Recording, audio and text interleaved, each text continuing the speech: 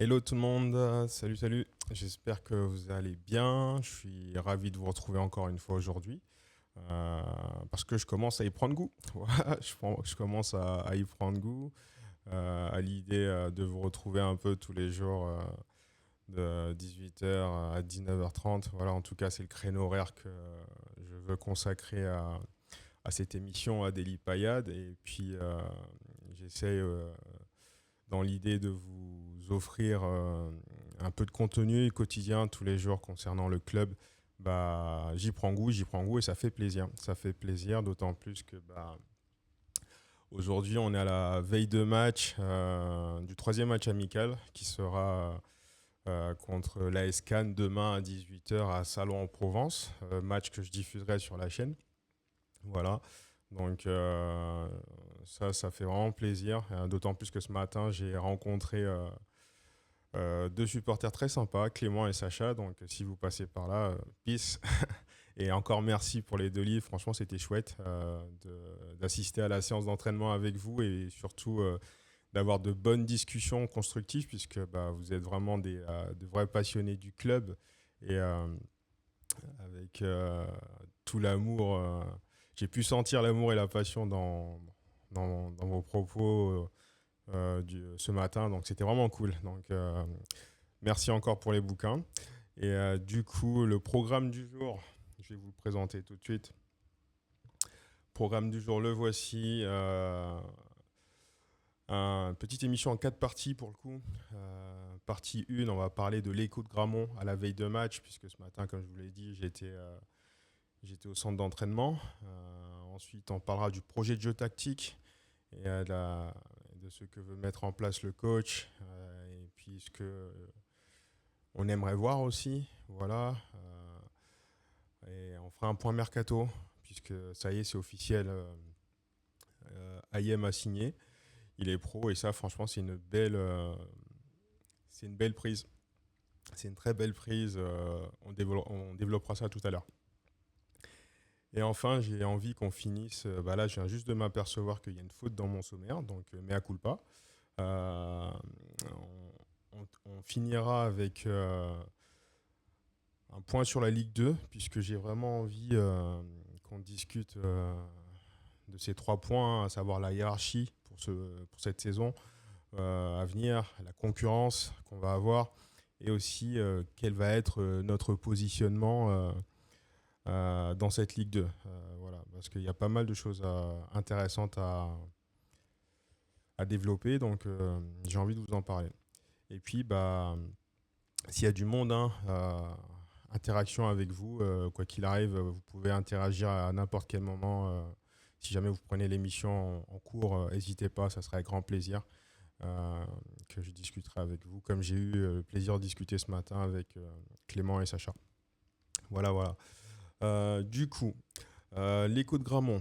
L'écho de Gramont à la veille de match. J'ai pu assister ce matin à, à la mise en place tactique, hein. Ça s'est passé en plusieurs phases, bien sûr, hein. Un premier temps où Michael Simao, je crois que c'est bien ça, et que j'ai pas loupé son nom, le préparateur physique, a pris en main l'échauffement et les a fait monter un peu en pression. Donc, phase d'entraînement très très intéressante. Voilà, il y avait 2 groupes, hein, comme vous pouvez le voir ici, hein, les chasubles bleus et puis les chasubles orange. Très, très, très, très intéressant, sa mise en place. C'était sérieux. Il y avait beaucoup d'envie. Les joueurs très, très, très attentifs. Focus, vraiment focus et à l'écoute. Et puis ici, vous pouvez voir, photo à l'iPhone, hein, navré. Vous pouvez voir Papus Camara juste ici, qui en recul et qui observait et qui donnait de la voix. Il y a eu notamment un gros atelier ici, en fait. Il y a 2 ateliers pour les bleus et pour les oranges. Donc, 2 ateliers sur la finition. Donc, échauffement avec exercice de finition. On ne voit pas les cages, mais il y avait plusieurs petits mini-buts. Donc, exercice très très intéressant, hein, puisque voilà, avec pas mal de réussite. Donc, ça, c'est bien. C'est un bon point pour nous. Ça a bien bossé dans la finition. Donc, super. J'ai apprécié de voir le sérieux et l'implication des joueurs. Voilà. Ensuite, après l'échauffement, là, il y a eu, ils sont passés un peu plus dans de la tactique avec toujours deux équipes, orange et bleu, avec travail de conservation du ballon et finition aussi également. Donc, il y a une équipe type qui s'est dégagée de ça. Voilà, une équipe type qui s'est dégagée de ça. Et de ce que j'ai vu, demain, on devrait avoir euh, au départ, l'équipe suivante. Nous devrions avoir cette équipe-là. Donc en partant du but vers l'attaque, on devrait avoir Simon Ngapondou, Mbou dans les buts. Arrière gauche, Théo Saint-Luce. Centrale gauche, Deyla Meda, associé encore une fois à Julien Laporte, le capitaine. Et arrière droit, Enzo Chato. En sentinelle, Florian Tardieu. Meneur de jeu avancé, on va dire, Vidal Cartou. Box-to-box, Théo Chenaï. À l'aile droite, Nicolas Pays. Avant-centre, Mamadou Camara. Et à l'aile gauche, Yannis Sissoufou. Voilà. Donc, c'est l'équipe qu'on devrait avoir demain. Et ça va être intéressant. Ça va être intéressant à voir dans le sens où, là, pour la première fois, on a nos trois recrues qui vont être alignées. Et ce qui va être intéressant à voir là pour ce coup, c'est. Alors, la S-Can, c'est aussi une Ligue 3. Hein, ça sera la dernière Ligue 3 qu'on va rencontrer avant samedi prochain. Puisque samedi, ça sera le Clermont Foot, donc adversaire habituel de la Ligue 2. Et ça, c'est bien. Donc, ça va être intéressant dans le sens où, moi, ce que je souhaite, ce que j'aimerais voir, c'est la connexion qu'il va y avoir, notamment, bah, plusieurs éléments. Le développement de la connexion entre notre milieu à 3. Voilà, j'ai bien aimé ce que j'ai vu sur 45 minutes, puisque Florian Tardieu est sorti par la suite. Donc j'ai envie de voir la poursuite de cette relation à 3 et, entre nos trois milieux et notamment la capacité sur coup de pied arrêté de Florian Tardieu à essayer de trouver Mamadou Camara dans la surface adverse et également la relation qui va s'installer, on va dire, hein, entre notre milieu et notre attaque, puisque l'attaque, elle a changé. Hein. Autant Nicolas Pays et Yannis Sissofou se connaissent, mais Mamadou Camara vient d'arriver. Il y a des automatismes à créer avant tout, en fait, pas améliorer, puisque voilà, c'est vraiment des automatismes à créer entre notre milieu et Mamadou Camara et nos ailiers et Mamadou Camara. Donc en ce sens, ça va être vraiment intéressant, d'autant plus que à l'entraînement de ce matin, il y a eu pas mal de courses. Voilà, il y a eu pas mal de courses et c'est une équipe, comme je vous disais dans les épisodes précédents, qui est mobile, qui est beaucoup plus mobile que l'année dernière. Et ça suscite beaucoup. Ça, en tout cas, pour ma part, j'en attends beaucoup, puisque Camara, à l'inverse de Alexandre Mendy, va pouvoir faire des appels en profondeur. Donc, j'ai hâte de voir en tout cas ce que ça va donner. Alors, est-ce que demain, le coach, est-ce que les deux équipes vont s'entendre sur 4 phases de jeu de 30 minutes, comme ça a été le cas vendredi dernier à Alès? Je ne sais pas. Mais en tout cas, ce serait intéressant dans l'idée de donner encore plus de temps de jeu et de faire avancer les joueurs dans la préparation physique. Voilà. Et qu'ils encaissent, hein, notamment pour Tardieu qui, qui est en train de monter en puissance, on va dire, suite à, à sa non-compétition en deuxième partie de saison et à son retour de blessure.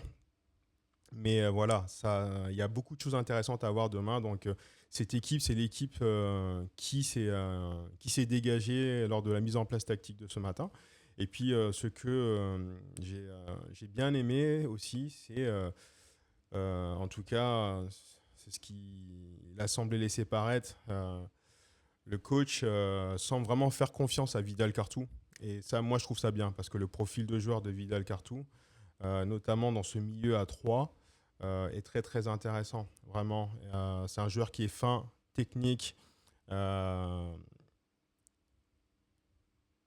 bien encadré parce que bah, quand on regarde là, ici ça donne de la voix, ici ça donne de la voix aussi. Et Camara, mine de rien, à 25 ans, il est quand même expérimenté. Meda aussi. Donc, non, j'ai très hâte de voir ce que ça va donner demain, puisque bah, on arrivera quand même au troisième match de préparation et je pense qu'il y a des objectifs cochés par le staff, le coach notamment, des objectifs à atteindre. Alors pour l'instant, on est sur 2 victoires, c'est très bien. Voilà, j'espère aussi une victoire demain. Avec la manière, je vous disais dans un épisode précédent que je m'en foutais des clean sheets et c'est toujours d'actualité. Néanmoins, je pense que ce serait bien de se rassurer un peu défensivement et de ne pas prendre de but, notamment sur les pertes de balles. Voilà, ça c'est à gommer. Et aussi sur les pénaltys, même si bon, Meda a concédé le pénalty, mais il a été sérieux tout le long et très dur sur l'homme, présent sur l'homme, et ça c'était vraiment intéressant. Voilà.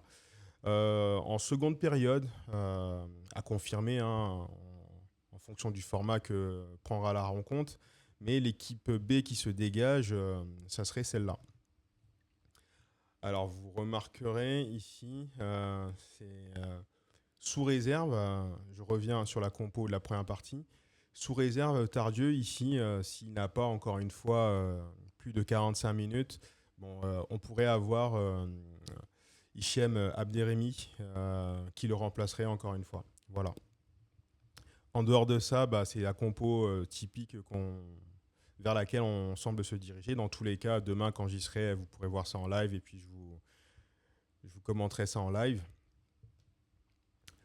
En deuxième mi-temps, on pourrait avoir cette équipe-là. Donc en partant encore une fois des cages vers la surface adverse. Zodic dans les buts. Minkarelli, arrière gauche. Mwanga, central gauche. Diallo, central droit. Chambon, arrière droit. Everson en numéro 6, en sentinelle. Hamza associé à Ayem. Euh, Ensuite, sur l'aile gauche, on aurait Fayad. Aile droite, j'ai mis Lassiné, Maignan Pavé, puisque Nicolas Gioacchini n'était pas là ce matin et il n'est plus présent au club. Voilà. Et en avant-centre, j'ai mis Junior Ndiaye. Euh, j'ai mis Maignan Pavé ici, puisque actuellement, on n'a pas de. À droite, on n'a pas de backup à. On n'a pas de backup à Nicolas Pays, donc sous réserve que le mercato, et on en parlera tout à l'heure, évolue positivement. Et puis il me semble que Maignan Pavé est gaucher, donc il peut venir jouer ici en faux pied à droite pour entrer, puisque vraisemblablement Fayad devra reprendre à nouveau ce couloir gauche sur lequel il a été performant. Et Junior India, j'ai envie de le voir à nouveau devant parce que bah, pour l'instant il fait une très bonne préparation. 2 buts, une passe décisive, hein, je vous rappelle. Alors même si ça reste que des matchs amicaux, bah, ce qu'il faut en tirer, c'est qu'il bah, travaille sérieusement. Voilà, il travaille sérieusement et il est en train de se montrer. Et surtout, c'est une force vive. Donc moi, j'ai envie qu'on lui fasse un peu plus confiance. Et j'aimerais beaucoup voir Zoumana Kamara lui accorder sa confiance et que Junior Ndiaye saisisse cette opportunité d'engranger du temps de jeu, de se montrer et surtout, au-delà de ça, être performant. Voilà. Donc voilà pour les échos de Gramont. Demain 18h, Salon en Provence contre l'AS Cannes. Je serai là-bas et puis je vous diffuserai ce match en intégralité. Voilà. Euh, on retourne sur le plateau. Maintenant, j'ai envie de vous parler du projet de jeu. Voilà, le projet de jeu. On s'oriente vraisemblablement vers un 4-3-3 à confirmer. Alors, est-ce que ça sera ce schéma de jeu tout le temps? Si c'est le cas, eh ben, c'est bien parce que c'est positif. Si c'est pas le cas, ça sera sûrement parce que bah, concours de circonstances et dû à des suspensions, voire des blessures. On ne le souhaite pas. J'espère que nos joueurs seront préservés, épargnés de graves blessures. D'ailleurs, à ce titre, Axel Guéguin est apparu sur la pelouse. Voilà, et j'ai été ravi de le voir. Je ne pensais pas qu'il serait déjà apte à venir sur la pelouse. Il est apparu en bord de pelouse et avec la frite, donc ça fait plaisir de le voir. J'en conclus que sa rééducation se passe bien. Voilà, et en tout cas, il avait le moral et c'était plaisant à voir. Voilà, donc comme je disais, le projet de jeu s'oriente vraisemblablement vers un 4-3-3 qui pourrait par moment se tourner en 4-2-3-1, puisque vendredi dernier, j'ai eu l'impression que Vidal Cartou, venait juste derrière ici tourner autour de Junior Ndiaye, mais quand ça fonctionnait pas, il reprenait ce poste de meneur de jeu avancé aux côtés de Théo Chenaï, qui lui effectuait plus un travail de box-to-box qu'il a très très bien effectué. Voilà, donc 4-3-3 avec beaucoup de mobilité, ça va courir, hein. Là, on a clairement une équipe qui fournit des efforts avec un garant ici, Monsieur Tardieu, qui leur permet en fait de pouvoir y aller tout en maîtrisant un peu les transitions et le fait de se faire prendre de vitesse. Donc, si c'est ça, c'est très bien. C'est très bien parce que, comme je vous le dis encore une fois, là, il va s'agir de taper fort dès le début. De taper fort dès le début parce qu'il n'y a que comme ça qu'on va pouvoir créer une dynamique et surfer sur la vague. Hein. Donc, je vais vous expliquer ce que je dis là tout de suite. Hein, vous allez comprendre puisque regardez, au mois d'août, on va commencer avec la réception de Dijon à domicile. Et puis après, on va avoir 2 déplacements coup sur coup, Nancy puis Dunkerque. Et enfin, on terminera avec Boulogne. Donc ça, ce sont des équipes à nos portées, clairement. Sans vouloir leur manquer de respect, ce sont des équipes à nos portées. Il faut impérativement faire un résultat à domicile contre Dijon et impulser cette dynamique positive et cette haine du mauvais résultat. Voilà. Je ne parle pas de défaite, hein, je parle vraiment du mauvais résultat. Ça, il faut vraiment que ça soit pas du tout présent cette année dans nos esprits. À domicile, vraiment, faut gagner le match. Il faut gagner un maximum de matchs. C'est là qu'on doit faire le plein comptable, le plein émotionnel, le plein sur la confiance. Ça va être vraiment là. Mais voilà, tout va partir du 8 août et on sera là au stade hein, pour les supporter, mais ça va partir de là. Ça va partir de là, on ne peut pas se rater encore une fois, comme l'année dernière contre le Red Star, ça c'est pas possible. Il faut qu'on gagne et on va gagner, j'y crois. J'y crois parce que tous les signaux, tous les voyants sont en vert, on va dire. Hein. Le mercato en tête, le maintien de Laurent et Olivier Nicolin au club, ça a redynamisé tout le monde, j'ai l'impression, et ça franchement, ça fait super plaisir à voir. Ça fait vraiment plaisir à voir.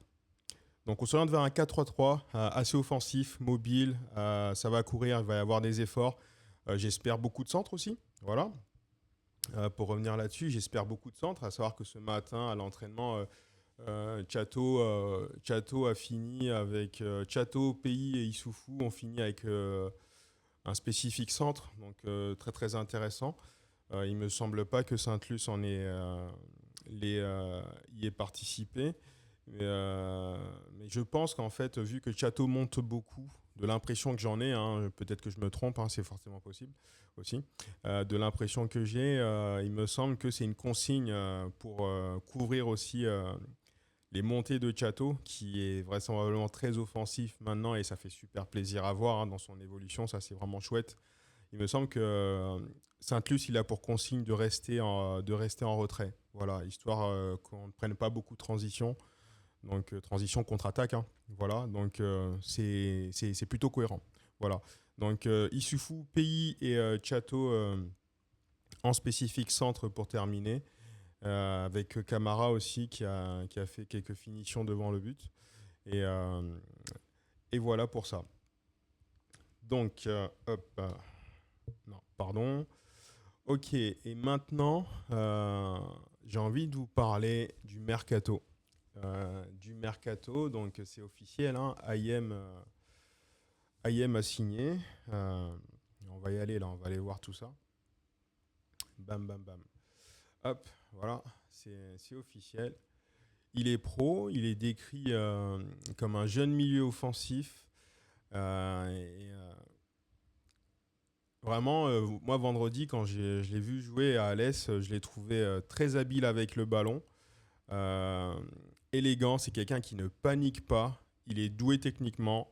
Et surtout, bah, il a 20 ans. Il a 20 ans et un contrat de 3 ans, c'est super. Euh, c'est un beau bébé, hein. 1m85, 86 kg, milieu offensif. Waouh, franchement. Et surtout, il nous a gratifié d'une belle frappe du gauche à l'entrée de la surface. Ça, c'est beau. Ça, c'est vraiment beau. C'est vraiment, vraiment beau. Et comme je vous disais, on peut ne pas avoir d'argent, mais il faut avoir des idées. Et en ce sens, bah, le mercato du club est très très intéressant, il faut le souligner. Et bravo, bravo à eux, parce que bah, il semblerait qu'il y ait une impulsion là qui a été donnée avec le maintien au club des présidents, qui est vraiment positive. C'est vraiment positif parce que bah, la tournure que prend le mercato, là, bon, on va pas s'emballer. Et puis surtout, bah, il n'est pas terminé le mercato. Il y a encore des opportunités à saisir et des bonnes affaires à faire. Mais la tournure que c'est en train de prendre est vraiment positive parce que, à l'inverse de la saison dernière, en tout cas, c'est l'impression que moi j'en ai, à l'inverse de la saison dernière, là, on est sur. Ce que j'observe en tout cas, c'est qu'il y a une volonté du club, de la cellule du recrutement, de Laurent Nicolin, de Zoumana Camara notamment, d'améliorer cette équipe en profondeur. Voilà. Et en ce sens, bah, il y a les jolis coups comme Ayem. Les jolis coups comme Ayem. Le bon remplacement, et moi je le dis d'emblée, hein, je me mouille clairement. Mamadou Camara, pour nous, est une bonne prise. Quand on regarde en comparaison avec Alexandre Mendy, on perd un attaquant expérimenté, certes, qui a mis 12 buts, oui, 15 toutes compétitions confondues, bien sûr, mais il était âgé. Il était âgé. Est-ce qu'il était en capacité, est-ce qu'il aurait été, pardon, en capacité de nous refournir une deuxième saison comme ça, en sachant quand même qu'il a été pas mal de fois hors jeu et qu'il a eu beaucoup de ratés, mais ça fait partie du jeu, hein, ça fait partie du sport. On perd un attaquant donc qui allait sur 33 ans, moins mobile, moins agile. Et là, on récupère un avant-centre de 25 ans, donc qui a l'avenir devant lui encore, hein. Il a encore quelques belles années et surtout une belle marge de progression. Et surtout, à titre de comparaison, Mendy nous met 12 buts en championnat, je dis bien, et avec des pénaltys contre Camara qui a mis 9 buts sans pénalty. Bonne saison malgré tout et dans un style de jeu à Laval qui ne le favorisait pas et ne l'avantageait pas forcément. Donc pour nous, pour moi en tout cas, on gagne au change. Nous avons gagné au change et on a fait une belle affaire. Donc moi je me mouille d'emblée pour Camara. Je pense qu'il mettra ses 10 buts. Il va les mettre ses 10 buts, hein. Quand on en met 9, ici à Montpellier, il sera beaucoup mieux servi. Voilà. Il va aller mettre ses 10 buts entre 10 et 15, c'est ce que je vois pour Mamadou Camara, avec quelques passes décisives aussi, puisque c'est quelqu'un qui arrive à prendre énormément à la profondeur et qui est rapide, de ce que j'ai vu ce matin. Voilà. Et du coup, ça rejoint en fait la question que je me pose, c'est-à-dire que quel est le projet du club autour de ce mercato. Bah moi, j'ai envie de vous dire tout simplement, c'est une volonté d'améliorer quantitativement et qualitativement aussi ce groupe, que ce groupe soit plus étoffé, mieux armé pour pouvoir aller se qualifier au barrage. Et je dis bien se qualifier parce que, à mon sens, c'est vraiment euh, ce qu'on doit viser, hein, et ça, on va en reparler dans le positionnement ici. Mais Pour moi, en fait, dans ce projet club, on doit vraiment être ambitieux. Ambitieux et ça commence par le recrutement. Le recrutement lors de ce mercato qui, franchement, pour le moment, est impeccable. Maintenant, ce que j'aimerais voir aussi, et je le souhaite très fortement, c'est un renfort sur, en fait, tout notre côté gauche. Tout notre côté gauche, on a besoin d'un renfort. Il faut de la concurrence au poste de latéral gauche et il faut aussi de la concurrence au poste d'ailier gauche. Même si actuellement, Issoufou peut démarrer, on n'est pas à l'abri en fait d'un pépin. Et puis, au-delà de ça, pour la compétitivité, il faut de la concurrence. Il nous faut de la concurrence à plusieurs postes, hein, sur l'aile gauche, à droite, sur nos deux ailes, il nous faut de la concurrence. Euh, Issoufou et Pays ont besoin de concurrence. Et notre avant-centre aussi, il a besoin d'un backup. Il a besoin d'un backup. Donc, pour l'instant, on a Junior Ndiaye, on a Maignan Pavé. Mais pourquoi se priver d'un bon coup si c'est faisable économiquement, voilà, et que le club s'y retrouve et qu'on arrive à avoir l'opportunité d'avoir un joueur qui pourrait nous amener une valeur ajoutée sur le front de l'attaque, et ben, en fait, faudra la saisir. Il faudra la saisir puisqu'on aurait une meilleure profondeur d'effectifs. Et ça, franchement, bah, c'est un atout, à mon sens, qui est indéniable. Voilà. Maintenant, parlons un peu de la Ligue 2 en soi, puisque, comme je vous disais, cette année, la Ligue 2 va être très costaud. On a quatre concurrents directs, vraiment. Et en nous incluant, nous, le Montpellier Hero Sport Club, on formerait le top 5, hein. Je le répète encore une fois, avec Reims, Saint-Étienne, Nantes, Metz. Et puis nous, on formerait vraiment le top 5 et la bagarre, elle va être là, en fait. Elle va être là, la bagarre. Et quand on regarde bien, le premier de cette hypothétique top 5, on le rencontrerait quand? Bah, début septembre. Début septembre, on rencontre même deux concurrents directs, hein, au mois de septembre. On rencontre Saint-Étienne à Geoffroy Guichard et Reims. Je ne sais plus c'est quoi le nom du stade de Reims, mais voilà, on se déplace à Saint-Étienne et à Reims. C'est peut-être le stade Raymond Kopa, je ne sais pas. Peut-être pour Reims, je ne sais plus.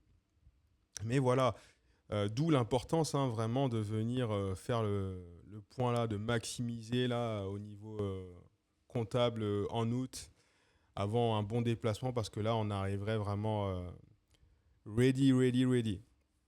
Voilà. Du coup, quelle va être la hiérarchie dans cette quelle va être la hiérarchie et la concurrence face au club à cet hypothétique top 5 que j'ai cité et surtout quel va être notre positionnement nous vis-à-vis d'eux. Moi j'ai envie en fait que cette année on ait eu une équipe, en tout cas j'ai envie de voir une équipe qui n'a pas peur, une équipe qui n'a pas peur dans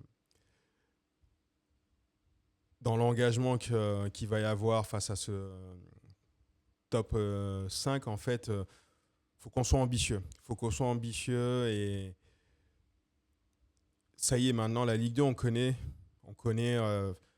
C'est pas des clubs, même si historiquement, ils ont un gros passif en Ligue 1, c'est pas des clubs, en fait, dont on doit avoir peur, en fait. Il faut qu'on y aille. On doit jouer Saint-Etienne à l'extérieur, Saint-Etienne et Reims début septembre à l'extérieur. Allons-y et jouons tout à fond en fait. Jouons tout à fond avec sans calcul. Sans calcul parce que l'année dernière on n'est pas passé loin. On a perdu, on n'a pas fait des matchs dégueulasses. Voilà. L'année dernière on perd à Reims. On a quand même montré des choses. Voilà. Et cette année avec un meilleur effectif, moi j'ai envie de voir euh, un MHSC qui n'a pas peur. Qui n'a pas peur. Alors bien sûr, il y aura le discours dans les médias, mais dans le discours qui sera tenu en interne et dans l'attitude qu'il y aura sur le terrain, euh, moi je veux voir des morts de faim. Je veux voir des mecs qui ont envie de se dépouiller. Et en ce sens, franchement, j'ai trouvé en tout cas, je trouve que depuis un moment, les têtes sont à l'endroit maintenant. Les têtes sont à l'endroit. Il y a plus. La descente est digérée. La descente, elle est digérée. Ça y est, c'est du passé. Là, maintenant, il faut se focaliser sur cette saison et l'envie de remonter. Donc, pour moi, il n'y a pas de. Faut pas qu'on soit timide. Faut pas qu'on soit timide. On doit être conquérant. Voilà, c'est exactement l'adjectif. Faut qu'on soit conquérant dans l'approche des matchs et, euh, et qu'on ne se voit pas petit par rapport à ce top 4 Reims, Saint-Étienne, Nantes et puis Metz. Parce que on peut les embêter. On peut les embêter. Il faut qu'on les embête. On doit les embêter. On doit les embêter pour aller chercher notre place au barrage minimum. Et sinon, la deuxième place synonyme de montée directe en fait. Voilà. À mon sens, il n'y a pas besoin d'être premier pour monter en Ligue 1, ça sert à rien. Un champion de D2, on s'en cogne un peu. En revanche, assurer sa place pour remonter en D2, et ça c'est important. Donc c'est barrage, sinon deuxième place minimum. La première, on la laisse à qui la veut. Si c'est nous, alléluia, tant mieux. Et si c'est pas le cas, deuxième place, c'est l'objectif. Il faut que ça soit la deuxième place. Voilà. Donc, du coup, le positionnement, vous l'avez connu. Hein. Faut qu'on soit ambitieux. Faut qu'on soit ambitieux et qu'on se montre comme des prétendants à la montée. En tout cas, euh, c'est ce à quoi je veux croire. Après avoir passé la saison dernière à appréhender et se fidéliser à la Ligue 1, à la Ligue 2, pardon, et au duel, à l'absence de la VAR, voilà, au quotidien de la Ligue 2, on connaît, les mecs connaissent. Là, on a recruté des profils qui connaissent aussi, voilà. Donc, pour moi, on s'est bonifié et pardon, on s'est bonifié et maintenant il faut aller concrétiser et montrer tout ça sur le terrain. Donc, on n'a pas à avoir peur, on n'a pas à avoir peur et tout ça, ça rejoint le mercato. Hein. Donc, moi, je suis très emballé en tout cas par ce qui se passe depuis, depuis l'annonce des frères Nicolin qui ont déclaré rester, puisqu'en fait, tout ça, ça a impulsé une dynamique vraiment positive et j'ai l'impression en fait qu'il y a tout le monde qui est dans un TGV là, et ce TGV, il file vers le succès, quoi. Donc, alors, quand je dis succès, c'est peut-être pas le bon terme, mais il file dans la bonne direction. Ce TGV-là, depuis l'annonce du maintien des Nicolins, euh, il file vers la bonne direction. Au niveau structuration, ça travaille bien, hein, notamment avec cette belle signature de Hayem, qui est un beau joueur à développer. Voilà. Dans tous les cas, vous verrez demain, hein, quand je diffuserai le match, je pourrais vous commenter ça. Mais ça bosse bien et en fait, c'est comme si à nouveau c'était permis de rêver. Voilà, c'est comme si c'était à nouveau permis de rêver. Mais j'ai bon espoir que ce mercato soit un peu plus, ne soit pas terminé en tout cas et qu'on recrute pour étoffer encore plus l'effectif parce que c'est vraiment avec une profondeur d'effectif qu'on aura notre mot à dire. Certes, on a des valeurs sûres, hein, expérimentées, mais il faut vraiment que ça soit un mix entre expérience et jeunesse. Et en ce sens, c'est encore une fois très très bien, hein, que le coach s'appuie sur des jeunes, sur nos forces vives. Voilà. Là, Vidal Cartou, comme je vous disais, il semble avoir marqué des points et gagné la confiance du coach. Maintenant, encore une fois, moi, ce qui m'inquiète, c'est l'absence de contrat pro. C'est super important parce qu'il faut les verrouiller. Il faut qu'on verrouille nos jeunes, notamment ceux qui ont le plus de visibilité. Hein. Ici, on a Vidal Cartou qui jouerait la première mi-temps. Là, on a Mathis Chambon. Voilà, c'est des jeunes qui ont performé en Gambardella. Il y a Diallo aussi. Voilà, alors Diallo, peut-être qu'il part d'un peu plus loin, mais c'est pas à négliger. C'est une force vive et il faut verrouiller tout ça. Il faut verrouiller tout ça. Après avoir verrouillé Maignan Pavé, Ces quatre-là qui sortent du centre de formation, il faut les verrouiller. Alors, il y a Abderrahimi aussi. Abderrahimi qui a été très, très intéressant quand il est rentré, pour remplacer Florian Tardieu vendredi à Alès. Bon, lui, il a rejoint le club, voilà, l'année dernière. Mais voilà, il y a des choses à faire avec les jeunes alors peut-être qu'il y a un contrat d'objectif aussi, hein, on ne sait pas, on sait pas, mais ce serait dommage de les voir aller s'épanouir sous d'autres cieux alors que on peut leur proposer du temps de jeu ici et surtout un beau développement. Voilà, parce que la Ligue 2, ça reste un beau championnat pour se développer, hein. Quand on regarde plusieurs clubs envoient typiquement Molébé. Voilà, Lyon l'a envoyé en Ligue 2, s'aguerrir un peu. Et là, il est sur le point de rejoindre une Ligue 1. C'est tout ce qu'on lui souhaite. Je lui souhaite de trouver un bon club.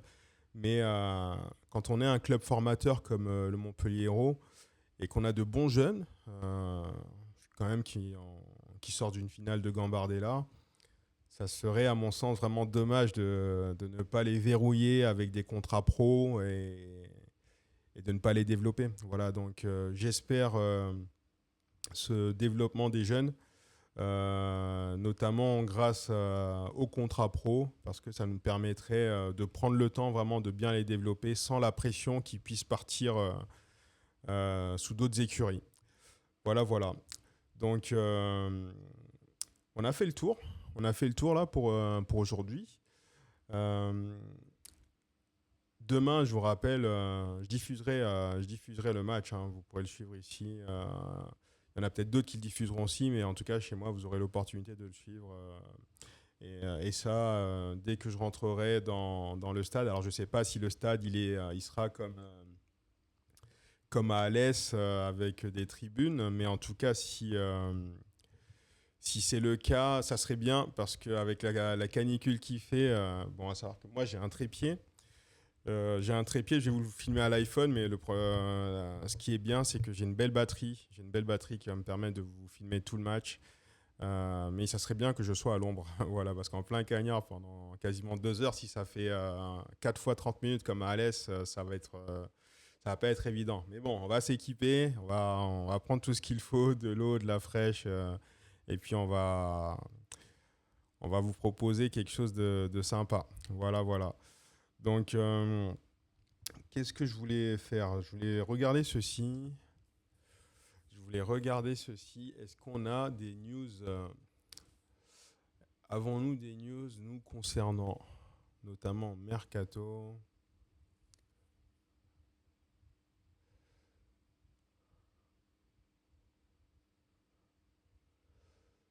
Non, il n'y a rien qui se dit. Hop. Non, toujours rien à ce niveau. On va aller voir ici. Hop.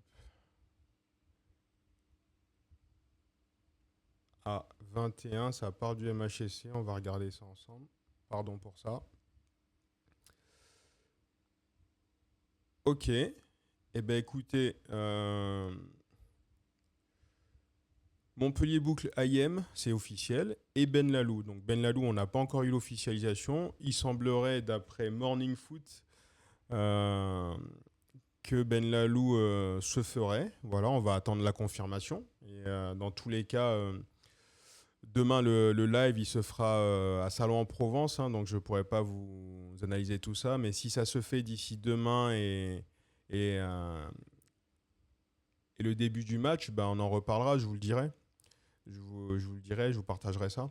Le MHSC a été particulièrement actif ce mardi. Grégory Ayem s'est officiellement engagé dans le club héroltais jusqu'en 2029. Le jeune milieu du Racing Club de France était à l'essai ces dernières semaines, une période probatoire qui a visiblement convaincu la direction montpelliéraine. Autre dossier bouclé pour Montpellier, l'arrivée en prêt de Daryl Benlalou en provenance. Oups là.